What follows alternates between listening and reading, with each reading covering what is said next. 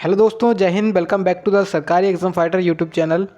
आप लोग अगर दिल्ली पुलिस AW और TPU का एग्ज़ाम देने जा रहे हो तो उससे पहले ये वीडियो ज़रूर से देख करके जाना।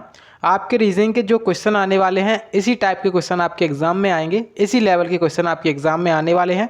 तो आपको बस एक काम करना है, जो क्वेश्चन आपको प्रैक्टिस कराए जा रहे हैं एक बार उनको खुद से ज़रूर प्रैक्टिस करिएगा, जिससे कि आपको और ज़्यादा बेनिफिट मिल सके इस वीडियो से। ठीक है, आपको टारगेट रखना है जितने भी क्वेश्चंस कराए जाएं उनको क्वेश्चंस को अच्छे से करना है, सभी क्वेश्चंस का आंसर अच्छे से लगाना है। ठीक है, तो चलिए शुरू करते हैं और वीडियो में एंड तक बने रहिएगा।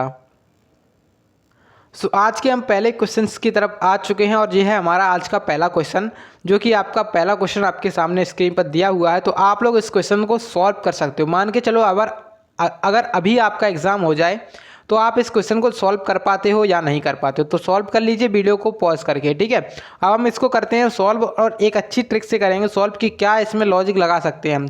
देखिए, क्वेश्चन पढ़ना है सबसे पहले आपको, और इसमें लिख रहा है कि सूचीबद्ध 4 संख्याओं में से 3 किसी न किसी रूप से एक समान है और एक भिन्न है। उस विषम का चयन कीजिए। मतलब यहाँ पे क्या है, उस अलग का चयन करना है जो सबसे अलग है। सबसे पहला हमने ऑप्शन देखा, सेकंड ऑप्शन देखा, थर्ड ऑप्शन देखा और फोर्थ ऑप्शन देखा। बेसिकली इनमें जब सबसे इजी सवाल आते हैं तो सबसे इजी सवाल में क्या होता है, जो स्क्वायर्स होते हैं, जैसे किसी बड़ी संख्या का स्क्वायर उसको लिख दिया जाता है। जैसे 15 का स्क्वायर लिख दिया जाता है 225, इस तरीके से 17 का स्क्वायर लिख दिया जाएगा और एक लिख दिया जाएगा किसी का क्यूब। तो मतलब उसमें क्या किया जाता है, किसी जब इजी सवाल आते हैं ऐसे उसमें केवल स्क्वायर कर दिया जाता है। लेकिन इसमें इन्होंने क्या किया है, इसमें इन्होंने थोड़ा अच्छा सा लॉजिक लगाया है। इसमें इन्होंने देखिए ये किया है, सबसे पहला आपने देखा यहाँ पे लिखा है 639। अब देखिए 639 कैसे हो सकता है, यहाँ पे जब हम 6 और 3 को आपस में जोड़ेंगे तो 6 और 3 कितना हो जाएगा, आपस में जाकर के 9 हो जाएगा। तो तीसरी संख्या ये लिखी है इन्होंने। उसके बाद देखिए 427 लिखा है और 325 लिखा है और 213 लिखा है। तो 325 को देखा हमने यहाँ पे, तो 3 और 2 को अगर हम जोड़ेंगे तो हो जाएगा 5। ठीक है, तो ये वाला लॉजिक और ये वाला लॉजिक बिल्कुल सेम है। उसके बाद देखा हमने 213, तो देखिए 213 जब देखेंगे तो 2 और 1 को अगर हम जोड़ें तो कितना हो जाएगा, 3 हो जाएगा। तो बिल्कुल सही लॉजिक इसमें भी लग रहा है। लेकिन अगर हमने देखा ऑप्शन जी वाला सेकंड वाला, इसमें क्या दिख रहा है आपको, तो 427 दिख रहा है। ठीक है, अब 427 में क्या है, 4 + 2 करेंगे तो कितना होना चाहिए था, 6 होना चाहिए था। यानी कि कितना होना चाहिए था, 426 लिखा होना चाहिए था। इन्होंने लिखा कितना है, 427 लिखा है। तो हमें यहाँ पे क्या निकालना था, विषम निकालना था। तो विषम क्या हो जाएगा, ऑप्शन जो सेकंड वाला है वो यहाँ पर आपका विषम आंसर होने वाला है। तो करेक्ट आंसर क्या हो जाएगा, ऑप्शन नंबर सेकंड इसका करेक्ट आंसर हो जाएगा। आप लोग कमेंट करके बताइएगा कि कितने लोग इस क्वेश्चन को सही सॉल्व कर पाए थे। उसके बाद देखिएगा नेक्स्ट क्वेश्चन आपके सामने स्क्रीन पर आ चुका है। तो ये क्वेश्चन काफ़ी ज़्यादा अच्छा क्वेश्चन है। देखिए इस क्वेश्चन में आपसे क्या कह रहे हैं कि उस विकल्प का चयन कीजिए जो 5वें अक्षर समूह से उसी प्रकार से संबंधित है जिस प्रकार चौथा अक्षर समूह तीसरे अक्षर समूह से संबंधित है और दूसरा अक्षर समूह पहले अक्षर समूह से संबंधित है। देखिए आपको इसमें क्या करना है, इन दोनों के बीच में जो संबंध है सबसे पहले उस संबंध को पहचानना है, उसी संबंध को इसमें भी लगा करके चेक करना है। अगर वो फॉलो कर जाएगा तो उसको यहाँ पे पेस्ट कर देना है। ठीक है, अब हम देखें कि इसमें संबंध इन्होंने लगाया क्या है, तो आप लोग इसको सॉल्व कर सकते हो। देखिए सबसे पहले हमने इसको लिखना है, क्या करना है, BX, US, F और T।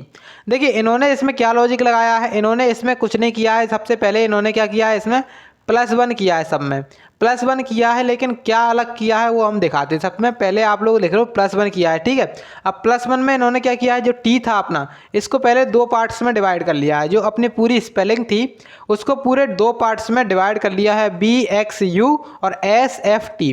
ठीक है, अब इन्होंने क्या किया है, अब इन्होंने बस कुछ नहीं किया है। देखिए आप लोग देख सकते हैं यहाँ पे S है, S में +1 करके यहाँ पे T लिख दिया है, F में +1 करके यहाँ पे कितना लिख दिया है, G लिख दिया है, और T में +1 करके यहाँ पे U लिख दिया है। ठीक है, उसके बाद यहाँ से स्टार्टिंग की है इन्होंने, जिसके बाद B आया, B के बाद क्या आ जाएगा, C आ जाएगा एक जोड़ करके, X के बाद क्या आ जाएगा, Y आ जाएगा, U के बाद क्या आ जाएगा, V आ जाएगा। ठीक है, लेकिन इन्होंने इस तरीके से नहीं किया है अपन, जैसे हमने देखा अभी। ठीक है, तो इन्होंने क्या किया है, इन्होंने इसमें थोड़ा अलग चेंज किया है। कैसे, BXU, तो देखिए B जो है ना अपना सबसे लास्ट में चला जाएगा, इसमें +1 हो जाएगा, तो B के बाद आ जाएगा C।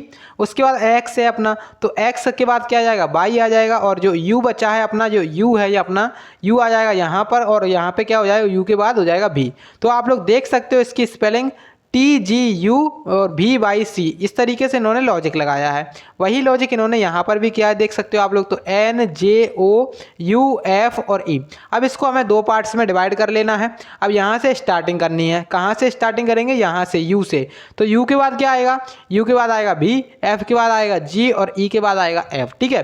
अब यहाँ से स्टार्टिंग हो गई है, अब यहाँ से स्टार्टिंग करेंगे। O के बाद क्या आएगा, P आएगा, J के बाद क्या आएगा, J के बाद आएगा K आएगा, और N के बाद क्या आएगा, N के बाद आएगा O, ठीक है। तो इस तरीके से इन्होंने इसमें ये लॉजिक लगा दिया है। वही लॉजिक हम यहाँ पर भी पेस्ट करेंगे। तो देखिए MUS FB और E, तो इस लॉजिक को हमें यहाँ पे चेक करना है। तो देखिए सबसे पहले इसको दो पार्ट्स में डिवाइड कर दें। तो मैं यहाँ पे आपको बहुत आसान तरीका बता रहा हूँ इस क्वेश्चन को सॉल्व करने का, इससे आसान आप लोग नहीं समझ सकते हो, ठीक है। तो इसको पहले दो पार्ट्स में डिवाइड किया, ठीक है। अब यहाँ से स्टार्टिंग करेंगे, कहाँ से, F से, ठीक है। तो F अपना आ जाएगा, F पहले आएगा, उसमें एक जोड़ दें तो क्या आएगा, F के बाद आएगा G, ठीक है। उसके बाद B के बाद क्या आएगा, C आएगा, और E के बाद क्या आएगा, F आएगा, ठीक है। अब आप लोग ऑप्शंस को भी देख सकते हो कि हमारे ऑप्शन कहाँ पे मैच हो रहे हैं और कहाँ पे नहीं हो रहे हैं। तो देखिए यहाँ पे GCT लिखा हुआ है तो ये गलत हो गया, GB लिखा है तो ये भी गलत हो गया, दो ऑप्शन चले गए हमारे। इसी प्रकार से आपको ऑप्शंस को एलिमिनेट करना है आपके एग्जाम में भी, ठीक है। फिर आपको क्या करना है, अब यहाँ से S को उठाना है, S में एक जोड़ेंगे तो क्या हो जाएगा, T हो जाएगा। U के बाद क्या आएगा, U के बाद आएगा V, और M के बाद आएगा N। तो इस तरीके से यहाँ पे इस तरीके से क्या आपका ऑप्शन होने वाला है। तो देखिए जो ऑप्शन बना हमारा फोर्थ वाला बना है ऑप्शन, करेक्ट आंसर क्या हो जाएगा, ऑप्शन नंबर फोर्थ इसका करेक्ट आंसर होने वाला है, ठीक है। तो कितने लोग इस क्वेश्चन को सही सॉल्व कर पाए थे, एक बार कमेंट बॉक्स में जरूर बता दीजिएगा। सो नेक्स्ट क्वेश्चन आपके सामने आ चुका है, और नेक्स्ट क्वेश्चन में आपसे बोला जा रहा है कि एक निश्चित कूट भाषा में टारगेट को इस प्रकार से लिख रहे हैं, प्राइस को इस प्रकार से लिख रहे हैं, तो क्वीन को उसी कूट भाषा में किस प्रकार से लिखा जाएगा। तो आपको क्या करना है इसमें, सबसे पहले तो आप लोग यहाँ पे नोट करना है इसको, TARG और E और T, टारगेट लिखा आपने। T अपना 20 नंबर पे आता है, A आता है 1 पे, R 18 पे आता है, G आता है 7 पे, E 5 पे और T 20 पे, ठीक है।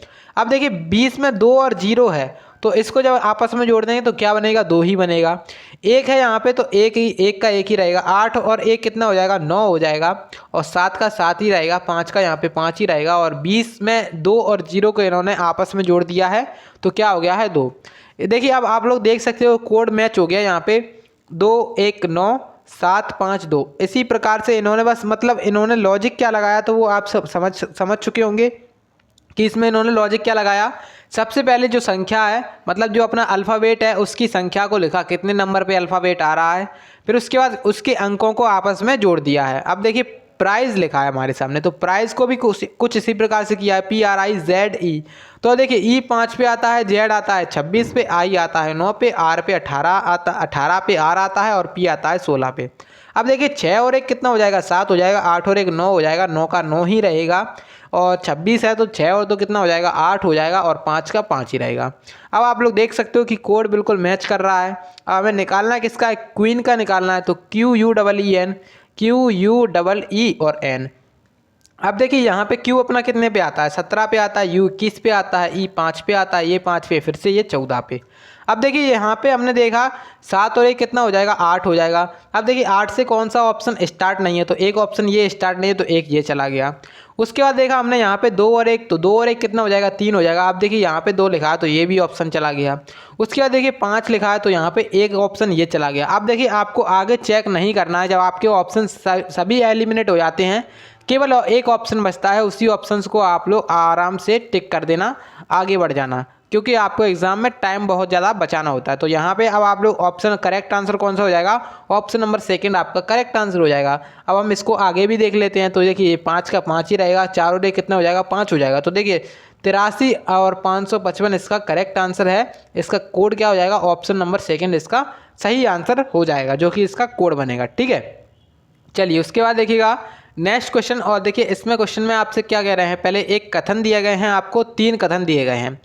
उस कथन में कह रहे हैं कि शिवानी का वजन माधुरी से कम है, शिवानी का वजन स्मिता से ज़्यादा है, तीनों लड़कियों में स्मिता का वजन सबसे कम है। यदि पहले 2 कथन सत्य हैं तो तीसरा कथन क्या होगा। और ऑप्शंस को भी दिखा देते हैं यहाँ पे, सत्य, निर्धारित नहीं कर सकते, असत्य और अस्पष्ट। अब देखिए यहाँ पे हमें इसको सॉल्व करना है। सबसे पहले इसको सॉल्व करेंगे। देखिए शिवानी का वजन किससे ज़्यादा है, माधुरी से कम है। शिवानी का वजन किससे कम है? माधुरी से। मतलब अगर माधुरी यहाँ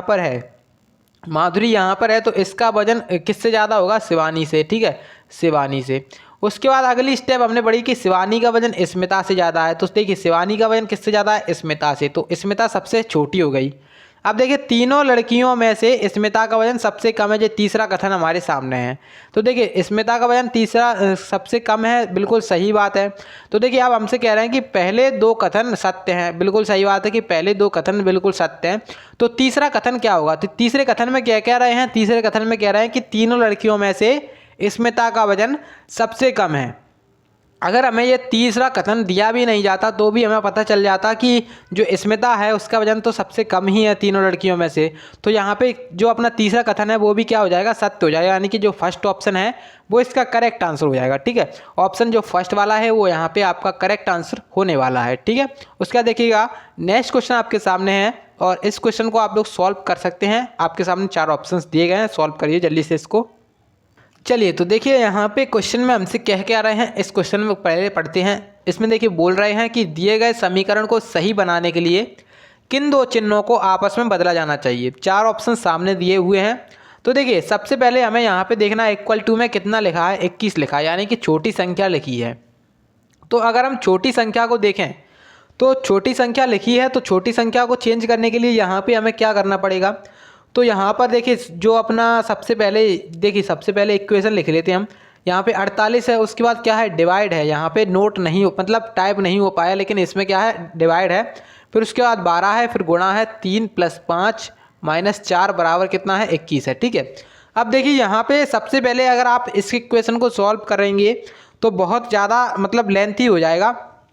अब आपको ये देखना है कि हमें कौन सा ऑप्शन उठाना चाहिए कि इसमें हमारा करेक्ट आंसर हो जाए।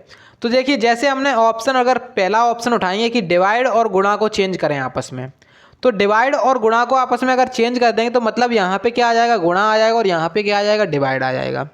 तो देखिए जैसे हमने 48 और 12 को किया तो 48 × 12 हो जाएगा, तो बहुत बड़ी संख्या हो जाएगी। और जब यहाँ पे 3 से जब डिवाइड देंगे तो 4 हो जाएगा, यानी कि 48 × 4 हो जाएगा, बहुत बड़ी संख्या हो जाएगी। तो ये तो चीज़ हो गई गलत, मतलब पहला ऑप्शन हम उठा नहीं सकते क्योंकि इससे बहुत ज़्यादा बड़ा सवाल हो रहा है, ठीक है। उसके बाद हमने देखा सेकेंड ऑप्शन, तो इसमें माइनस और डिवाइड को चेंज करना है। तो देखिए जैसे माइनस यहाँ पर है और डिवाइड यहाँ पर है, तो देखिए अगर हम यहाँ पर डिवाइड लगा दें तो 5/4 हो जाएगा, और 5/4 हो गया तो यहाँ पे पूरा डिवाइड नहीं जा रहा है। तो पूरा डिवाइड नहीं जा रहा है तो वो वाला आपको पहले ऑप्शन छोड़ना है, तो ये वाला ऑप्शन भी नहीं ले सकते हम। उसके बाद यहाँ पे लिखा है कि स्टार और प्लस, तो ये वाला ऑप्शन भी छोड़ सकते हो आप लोग। ऑप्शन अपने 4 उठाया और 4 में क्या लिखा है हमारे सामने? माइनस और गुणा। तो देखिए 48 लिखा है, इसको इस ऑप्शन को देखते हैं। तो पहले लिखा है डिवाइड बाई 12 और गुणा की जगह पे क्या आ जाएगा? माइनस आ जाएगा, 3 हो जाएगा, यहाँ पे +5 और यहाँ पे 5 और यहाँ पे क्या हो जाएगा? यहाँ पे गुणा हो जाएगा इस तरीके से, ठीक है। अब देखिए हमें इक्वल टू में 21 लेकर के आना है, तो 12 चौके हो जाएगा 48, यानी कि यहाँ पे कितनी इक्वेशन का मान आएगा? 4। उसके बाद -3 × 5 चौके कितना हो जाएगा? 20। तो 20 और 4 24 हो जाएगा, 24 में से 3 जाएगा, कितना बचेगा? 21 बचेगा। 21 ही हमें लेकर के आना था, तो मतलब 4th ऑप्शन यहाँ पे आपका करेक्ट आंसर हो जाएगा। ऑप्शन नंबर जो 4th है वो आपका इस प्रश्न का सही आंसर होने वाला है, ठीक है। तो आपको उम्मीद है कि समझ में आ गया होगा। सो नेक्स्ट क्वेश्चन की तरफ चलते हैं। यहाँ पे हमारा नेक्स्ट क्वेश्चन देखते हैं। देखिए नेक्स्ट में आपसे बोल रहे हैं कि निम्नलिखित प्रश्न में दिए गए विकल्पों में से बेजोड़ युग्म को चुनिए। देखिए सबसे यहाँ पे पहला दिया है जल का संबंध दिया गया है पीना से, पेन का संबंध दिया गया है लिखना से, बल्ला का संबंध दिया गया है खेलना से, और यात्रा का संबंध दिया गया है कार से। तो यहाँ पे आप लोग इजीली बता सकते हो कि क्या इसमें सबसे बेजोड़ है, सबसे अलग कौन सा है। देखिए जैसे हम जल से क्या करते हैं, जल यानी कि जो जल होता है उसको पीते हैं, पीने के काम में लिया जाता है। उसी प्रकार से जो पेन होता है उसको किस काम में लिया जाता है? लिखने के काम में लिया जाता है। और जो बल्ला होती है, बल्ले को क्या करते हैं? बल्ले से खेलते हैं, ठीक है। मतलब जो इसका प्राइमरी काम है उसके काम के लिए किया जाता है। देखिए जो बल्ला होता है उसका प्राइमरी काम क्या होता है? खेलना, खेलने में यूज़ किया जाता है। पेन का प्राइमरी काम क्या होता है? पेन का प्राइमरी काम होता है लिखना। उसी प्रकार से जल का प्राइमरी काम क्या होता है? जल का प्राइमरी काम होता है पीना। लेकिन यहाँ पे कार और यात्रा का कोई भी संबंध नहीं दिख रहा है, तो यहाँ पे जो ऑप्शन सेकंड वाला है, ऑप्शन थर्ड वाला है, वो यहाँ पे सबसे अलग हो जाएगा कार और यात्रा। तो सबसे अलग कौन सा है? कार और यात्रा। ऑप्शन नंबर 3 इसका करेक्ट आंसर हो जाएगा। ठीक है, सो नेक्स्ट क्वेश्चन आपके सामने आ चुका है और नेक्स्ट क्वेश्चन में कह रहे हैं कि कथन और निष्कर्ष दिए गए हैं। तो कथन और निष्कर्ष वाला आपके मतलब आपका जो एग्जाम होगा उसमें एक क्वेश्चन बिल्कुल 101% आना ही आना है। ठीक है, तो इसमें कह रहे हैं कि कथन दिया गया है और निष्कर्ष दिया गया है। सबसे पहला कथन है कि कुछ पेंसिल क्या है? पेन है। तो इसका एक वेन डायग्राम बनाते हैं हम सबसे पहले। तो पेंसिल को यहाँ पे लिख लेंगे, कुछ पेंसिल क्या है? पेन है। ठीक है, तो कुछ पेंसिल क्या हो गई? पेन हो गई। उसके बाद कह रहे हैं कि कोई पेन शार्पनर नहीं है, तो शार्पनर यहाँ पे सबसे अलग कर दो। उसके बाद कह रहे हैं कि सभी शार्पनर स्टेपलर हैं। तो सभी शार्पनर क्या है? स्टेपलर। अब देखिए यहाँ पे हमें जो निष्कर्ष दिए गए हैं उन निष्कर्ष को पढ़ते हैं सबसे पहले। तो ठीक है, तो निष्कर्ष क्या क्या दिए गए हैं उसको देखते हैं। तो पहला निष्कर्ष दिया गया है कि कम से कम कुछ स्टेपलर क्या है? पेन है। तो देखिए यहाँ पे पेन आपके सामने है, स्टेपलर यहाँ पे सामने है। तो यहाँ पे हमें वो वाला आंसर लगाना होता है जो 100% ट्रू यानी कि 100% सही दिखे हमें। यहाँ पे संभावना बन सकती है कि स्टेपलर वाला इसके अंदर से होकर भी जा सकता था, लेकिन हमें क्या है? संभावना वाला नहीं लगाना है, हमें बिल्कुल लगाना है करेक्ट आंसर जो 100% आपका सही आंसर बने। तो मतलब जो हमारा पहला निष्कर्ष है कम से कम कुछ स्टेपलर पेन है, तो ये हो गया गलत। ठीक है, उसके बाद कह रहे हैं कि सभी पेंसिल क्या है? पेन है। तो ये भी गलत हो जाएगा क्योंकि कुछ पेंसिल ही क्या है? पेन है। कुछ यहाँ पे आप लोग डार्क जो पोर्शन दिख रहा है आपको, वही आपको ये व्यक्त कर रहा है कि कुछ पेंसिल पेन है और कुछ पेन पेंसिल हैं। तो ये भी गलत हो गया। मतलब हमारे निष्कर्ष ना तो 1 और ना ही 2, दोनों गलत हैं। यानी कि ना तो निष्कर्ष 1 और ना ही निष्कर्ष 2 अनुसरण करता है। ऑप्शन नंबर 1 इसका करेक्ट आंसर हो जाएगा। ठीक है, चलिए उसके बाद देखिएगा नेक्स्ट क्वेश्चन। और देखिए नेक्स्ट क्वेश्चन में आपसे कह रहे हैं कि अक्षरों और प्रतीकों की निम्नलिखित व्यवस्था का अध्ययन करें बाएं से दाएं, बाएं से दाएं, और नीचे दिए गए प्रश्न के उत्तर दें। तो देखिए यहाँ पे लेफ्ट है और यहाँ पे राइट है। ठीक है, अब यहाँ पे हमें ये क्वेश्चन क्या दिया गया है? क्वेश्चन ये दिया गया है कि इस व्यवस्था में ऐसे कितने व्यंजन हैं जिनके ठीक पहले एक स्वर है। तो इसको सॉल्व करते हैं। तो देखिए अब क्या करेंगे, यहाँ पे सबसे पहले तो यहाँ पे बायां है और यहाँ से दायां है। तो हमें ऐसा देखना है ऐसे कितने व्यंजन हैं, ऐसे कितने व्यंजन हैं जिनके ठीक पहले क्या है? एक स्वर है। तो सबसे पहले हम देखेंगे स्वर कहाँ पर है।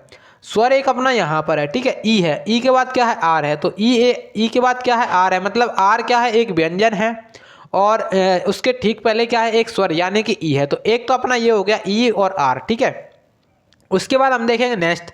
तो देखिए अब हम देखेंगे अगला स्वर कहाँ पे? अगला स्वर है यहाँ पे ए। तो ए हमने देखा, ए के बाद क्या है? ए के बाद है अपना यू, जबकि होना क्या चाहिए था? ए के बाद होना चाहिए था मतलब कोई व्यंजन होना चाहिए था। तो ये तो हो नहीं सकता है। उसके बाद देखिए यू है, यू अपना स्वर है, लेकिन इसके बाद क्या है? एंड का चिन्ह दिया गया है, लेकिन हमें चाहिए क्या था? यहाँ पे कोई वॉवेल मतलब कोई कॉन्सोनेंट चाहिए था यानी कि व्यंजन चाहिए था। तो ये भी नहीं हो सकता है। उसके बाद हम आगे बढ़ेंगे तो आगे हमने ऐसे ही चलते जाएंगे तो हमने देखा आगे यहाँ पे क्या लिखा है? आई और एन। तो एन क्या है? अपना कॉन्सोनेंट है यानी कि व्यंजन है, और आई क्या है? अपना आई एक स्वर है यानी कि वॉवेल है। तो आई और एन एक और हो जाएगा। तो यहाँ पे जो टोटल बने पेयर, उन पेयर्स की संख्या कितनी है? तो पेयर्स की संख्या यहाँ पे 2 हो जाएगी। ठीक है, अब 2 कौन से ऑप्शन में? ऑप्शन नंबर 4 वाले में। तो ऑप्शन नंबर 4 इसका करेक्ट आंसर हो जाएगा। ऑप्शन नंबर 4 यहाँ पे आपका करेक्ट आंसर होने वाला है। ठीक है, चलिए उसका देखिएगा नेक्स्ट क्वेश्चन। और नेक्स्ट क्वेश्चन में आपसे बोल रहे हैं कि दिए गए विकल्पों में से संबंधित शब्दों को चुनिए। यहाँ पे देखिए जो कीट है इसका संबंध दिया गया है एंटोमोलॉजी से, और कवक का संबंध हमसे पूछ रहे हैं कि कवक का संबंध किससे होने वाला है। तो देखिए जब भी कोई लॉजी वाला संबंध आए, मतलब लॉजी, ये लॉजी क्या होता है? लॉजी मतलब होता है किसी भी चीज़ का अध्ययन करना। मतलब जो कीट होते हैं उनके अध्ययन को क्या कहा जाता है? कीटों के अध्ययन को क्या कहा जाता है? एंटोमोलॉजी। अब हमें ये बताना है कि जो कवक होता है उसके अध्ययन को क्या कहते हैं। तो कवक के अध्ययन को क्या कहा जाता है? कवक के अध्ययन को क्या कहते हैं? माइकोलॉजी कहते हैं। आप लोग बिल्कुल इसको रट लीजिएगा, क्योंकि इस प्रकार के क्वेश्चन में स्टूडेंट बहुत ज़्यादा फंस जाते हैं। क्योंकि वो क्वेश्चन जो कोडिंग डिकोडिंग से संबंधित होते हैं या फिर कैलकुलेशन संबंधित होते हैं वो तो लगभग सभी लोग कर लेते हैं, लेकिन जो क्वेश्चन बचते हैं वो इन्हीं क्वेश्चन में थे आपके आंसर गलत होने के चांसेस रहते हैं, क्योंकि यहाँ पे आपके बहुत ज़्यादा रेयर केसेस बन जाते हैं। मतलब वो लोग जो है ना बहुत अच्छे अच्छे टाइप से क्वेश्चन पूछ सकते हैं इस टाइप के क्वेश्चंस को, ठीक है। तो जो कवक होता है इसका संबंध किससे होता है? माइकोलॉजी से होता है, यानी कि कवक के अध्ययन को क्या कहते हैं? माइकोलॉजी कहते हैं। अब देखिए यहाँ पे एक एल्गोलॉजी लिखा है और वनस्पति विज्ञान लिखा है और जंतु विज्ञान लिखा है। तो जो एल्गोलॉजी होता है इसमें किसका अध्ययन किया जाता है? तो इसमें किया जाता है शैवाल का अध्ययन। किसका किया जाता है? शैवाल का अध्ययन किया जाता है इसमें, ठीक है। जो अपना एल्गोलॉजी होता है उसमें किसका अध्ययन किया जाता है? शैवाल का अध्ययन किया जाता है। और वनस्पति विज्ञान और जंतु विज्ञान ये तो आप सभी लोग जानते हैं कि इसमें किसका अध्ययन किया जाता है, ठीक है। उसके बाद देखिएगा नेक्स्ट क्वेश्चन और आज का लास्ट क्वेश्चन रहने वाला है, और इस क्वेश्चन में आपसे बोल रहा है कि स्पिरिट को 65 और डेंस को 83 के रूप में कूटित किया जाता है, तो लॉजिकल को किस प्रकार से कूटित किया जाएगा? तो देखिए बहुत अच्छा क्वेश्चन है, बहुत अच्छे लेवल का क्वेश्चन है, काफ़ी स्टूडेंट इस क्वेश्चन में फंस सकते हैं। तो एक बार इसको सॉल्व करिए टाइम दे करके, और फिर मैं बताता हूँ इसका करेक्ट आंसर क्या हो जाएगा, ठीक है। तो चलिए इसको करते हैं सॉल्व और अपना राइट आंसर निकालने की कोशिश करते हैं। सबसे पहले हमें इसका लॉजिक देखना पड़ेगा कि इसमें क्या लॉजिक इन्होंने लगाया है। तो सबसे पहले देखा हमने यहाँ पे स्पिरिट SPIRI और T, तो स्पिरिट को इन्होंने 65 लिखा है। तो मैं यहाँ पे आपका ज़्यादा टाइम वेस्ट नहीं करूँगा। जब आपके सामने कोई ऐसा क्वेश्चन आए उसमें सीधे सीधे आपको क्या करना है, सबसे पहले तो आपको इनके नंबर्स को ऐड करना है। मतलब जैसे S 19 पे आता है, P आता है 16 पे, इस तरीके से आपको सबको ऐड करके चेक करना है एक बार। और जब आप लोग इस क्वेश्चन में ऐड करके चेक करोगे तो बहुत ज़्यादा मतलब लेंदी हो जाएगा और आपका आंसर भी नहीं आएगा 65। लेकिन इसमें इन्होंने लॉजिक क्या लगाया वो लॉजिक हम सीधे सीधे बताएंगे। तो देखिए सबसे पहले इन्होंने क्या किया है, इसमें अपोजिट को लिया है। मतलब S का अपोजिट क्या होता है? H होता है। उसके बाद P का अपोजिट K होता है, I का अपोजिट R होता है और R का अपोजिट होता है I। फिर से I का अपोजिट क्या हो जाएगा? R हो जाएगा, ठीक है। और T का अपोजिट क्या हो जाएगा? G। अब इनके नंबर्स को लिख लेना है आपको। 8 और K कितने पे? 11 पे। R कितने पे? 18 पे। I आता है 9 पे और R आता है 18 पे और G आता है 7 पे। अब इनको आपस में आपको जोड़ना है, तो आपस में इनको जोड़ेंगे आप लोग, ठीक है। सबसे पहले क्या करेंगे, आपस में इनको जोड़ेंगे। तो 8 और plus 11 plus 18 plus 9 plus 18 plus 7 कितना हो जाएगा? यहाँ पे टोटल होने वाला है 71। अब टोटल 71 हो गया है। इनको इसने लिखा कितना है? 65 लिखा है।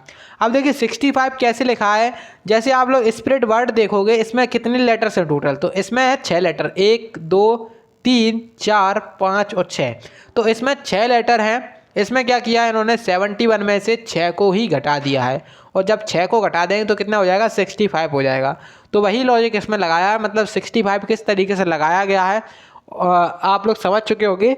अब देखिए यहाँ पे हमें लॉजिकल का निकालना है, और डेंस का आप सभी को पता है कि डेंस का कैसे निकलेगा।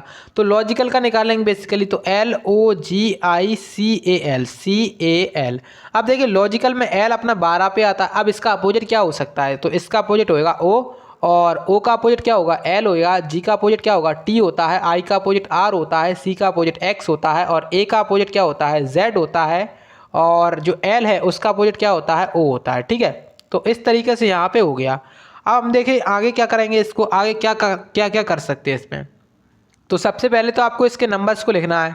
वो 15 पे, L 12 पे, T 20 पे और R 18 पे, X 24 पे, Z अपना 26 पे और O अपना 15 पे। अब इन सभी को आपस में क्या करना है, आपको इन सभी को आपस में जोड़ लेना है। तो जब आप इन सभी को आपस में जोड़ोगे तो कितना हो जाएगा? 131 होने वाला है, ठीक है। 131 हो जाएगा, सॉरी 130 होने वाला है। यहाँ पे कितना हो जाएगा? 130। आप इन सबको जोड़ के आपस में चेक कर सकते हो। तो 130 हो गया। अब देखेंगे यहाँ पे टोटल लेटर्स कितने हैं, तो 1 2 3 4 5 6 और 7। तो टोटल लेटर्स की संख्या यहाँ पे कितनी निकल के आई? 7 निकल के आई। तो 130 में से हम कितना घटा देंगे? तो 130 में से घटा देंगे 7। अब 130 में से 7 घटा देंगे तो कितना बचेगा? यहाँ पे 123 बचेगा। अब 123 कौन सा ऑप्शन है? ऑप्शन नंबर सेकंड यहाँ पे आपका करेक्ट आंसर हो जाएगा, ऑप्शन नंबर सेकंड, ठीक है। तो यहाँ पे उम्मीद है कि आप सभी लोगों को अच्छे समझ में आ गया होगा, और इसका लॉजिक आप सभी लोगों को समझ में आ गया होगा। अब आप लोग कमेंट करके ये बताइए कि आज आप लोगों को मैंने 10 क्वेश्चंस कराए हैं, तो उन क्वेश्चंस में से आप लोगों ने कितने क्वेश्चंस को सही किया है, ठीक है। उसके बाद अगर आप लोगों को इसकी PDF चाहिए तो PDF के लिए आप लोग मेरा टेलीग्राम चैनल ज्वाइन कर सकते हो। टेलीग्राम का नाम है सरकारी एग्ज़ाम फाइटर। वीडियो के लिंक डिस्क्रिप्शन बॉक्स में आपको मिल जाएगी। और मतलब जीके जीएस के क्वेश्चंस को भी अगर आप लोग देखना चाहते हो चैनल पे बहुत सारी वीडियोस डली हुई हैं, तो आप लोग उनको भी देख सकते हो। चलिए मिलते हैं अगली वीडियो में, तब तक के लिए जय हिंद जय भारत।